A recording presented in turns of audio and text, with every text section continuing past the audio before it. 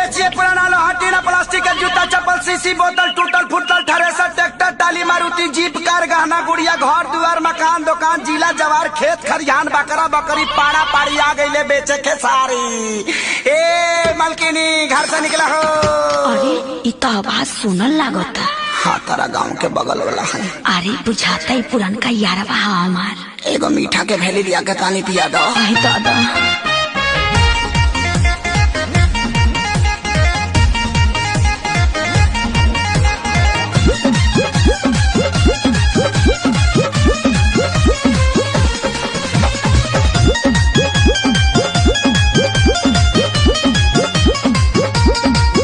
अरे प्यारी के तुहरा असर हमारा पड़ल बा भारी, तुहरा चक्कर में करे जा हम बन गईनी कबड़ी।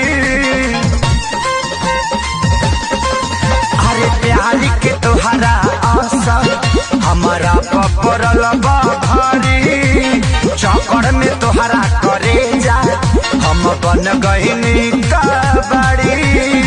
घर से निकला बहरी एगो चुम्मा लेके भागी रे भागी।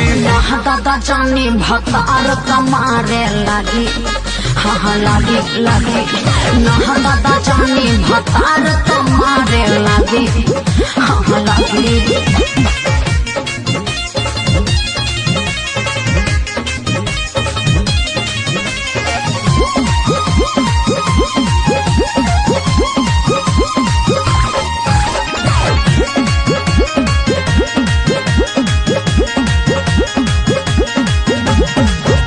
बाटे बियाहे से हमारा पटाओ तनी को जलागी भानो कदी घर से आओ।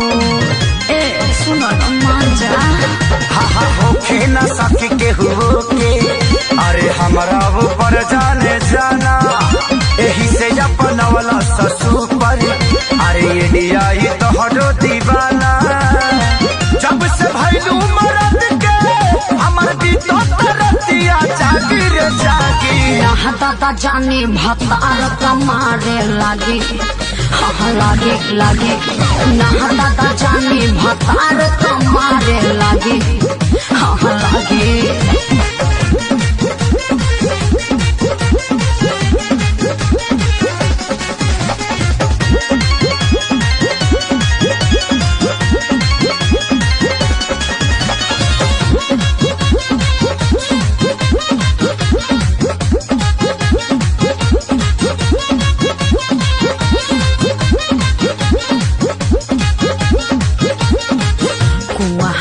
के बात पूछो और रहे यार हो।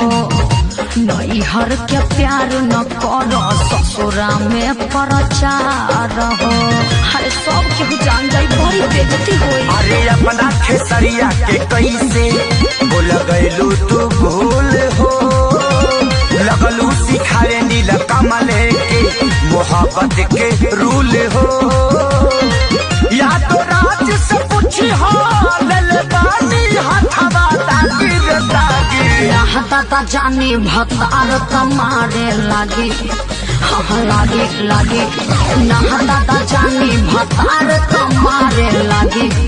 हाँ लगी अरे प्यारी के तुहरा असर हमारा पड़ल बा भारी, चक्कर में तुहरा करे जा हम बन गईनी कबड़ी।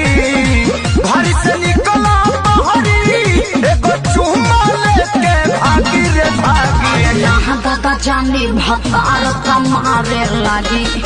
हाँ लगी लगी दादा जानी भतार कमारे लगी। ए बेचिए पुराना लोहा टीना प्लास्टिक का जूता चप्पल सीसी बोतल टूटल फुटल लगी। हाँ लगी लगी दादा जानी भतार कमारे लगी।